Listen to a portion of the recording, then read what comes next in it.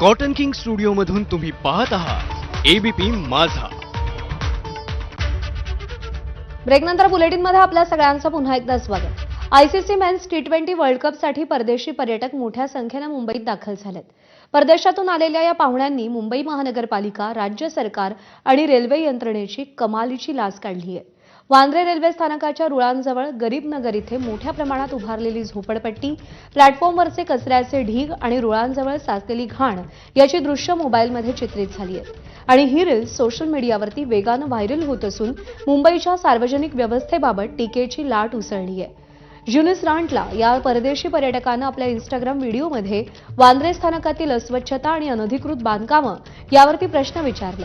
वांद्रे पूर्व इथल्या स्थानकाला लागून असलेली अनधिकृत झोपडपट्टी गेली अनेक वर्ष कारवाई न केल्यानं झपाट्यानं वाढतीये. केवळ 1-2 नाही तर 6 मजली इमले इथे उभे राहिले गेलेत. विदेशी पर्यटकांना हे दिसलं ते रेल्वे अधिकारी, महानगरपालिका आणि राज्य सरकारला का दिसत नाही हा प्रश्न आहे. आणि याचाच रियालिटी चेक एबीपी माझानं केलाय आमचे प्रतिनिधी अक्षय भाटकर यांनी. मुंबईतल्या आणि मुख्यतः मुंबईच्या रेल्वे स्टेशनवर असलेल्या अस्वच्छतेचा मुद्दा अनेक वेळा भारतीयांनी उचलून झालेला आहे. आता मात्र हा मुद्दा परकीय नागरिकांनी, विदेशी नागरिकांनी देखील उचलला आहे.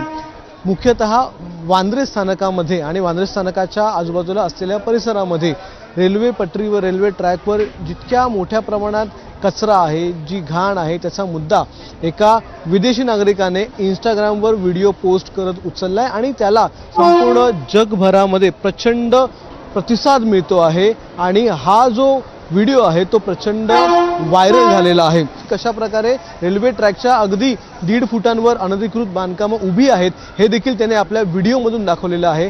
कशा प्रकारे या रेल्वे ट्रॅकवर लोक उभी असतात, प्राणी पाळले जातात, इथे दुकानं आहेत, संपूर्ण वस्ती उभी आहे हे देखील त्याने आपल्या व्हिडिओमधून दाखवलेलं आहे. इंजिन या ठिकाणी थांबलेलं आहे. इंजिनच्या बाजूलाच अगदी 1 ते 1.5 फुटांवर इथे झोपडपट्ट्या आहेत आणि याच्यावर कारवाईच केली जात नाही. आणि या झोपडपट्टीमधून सगळा कचरा जो आहे तो रेल्वे ट्रॅकवर टाकला जातो आणि त्याच्यामुळे कधी रेल्वे ट्रॅकवरून इंजिन रुळांवरून घसरतं, एखादी लोकल रुळांवरून घसरते. अशा अनेक घटना, अनेक अपघात या गोष्टीमुळे होत आहेत. त्यामुळेच ही अनधिकृत बांधकामं कधी तोडली जाणार किंवा यांच्यावर कारवाई कधी होणार हा. दरम्यान पश्चिम रेल्वेच्या अधिकाऱ्यांनी या संदर्भात हात झटकलेले आहेत. रेल्वे ट्रॅकच्या बाजूला असलेल्या बांधकामांना त्यांनी दोषी ठरवलंय. कचरा साफ केल्यावर लगेच पुन्हा साठतो, त्यामुळे साफसफाईचा खर्च वाढतो असा दावा त्यांनी केलाय. एक एक्सेप्शनल लोकेशन है, हाईली वाला ये एरिया है. इसका जो मैटर है इंक्रोचमेंट को एविक्शन करने का मैटर, वो भी हाई कोर्ट में पेंडिंग है. The entire garbage that you see at this particular location is not generated either by our passengers या फिर हमारे जो स्टेशन के जो एरिया से, ये वो वाला गार्बेज नहीं है. ये बाहर से जो इंक्रोचमेंट में जो पॉपुलेशन रहती है उनकी तरफ से ये आता है. तर शिवसेना नेते अखिल चित्रे यांनी थेट केंद्र सरकार आणि राज्य सरकारवर निशाणा साधलाय. पश्चिम रेल्वेच्या हद्दीत हा कचरा आहे तर त्यांनीच तो साफ करायला हवा. जर अतिक्रमण असेल तर ते सुद्धा बाजूला करायला हवं. रेल्वे मंत्र्यांनी लक्ष द्यायला हवं असं अखिल चित्रे म्हणाले. विदेशी नागरिक का मुळात आपल्याला लागतो हे कचरा इथे होतोय दाखवायला.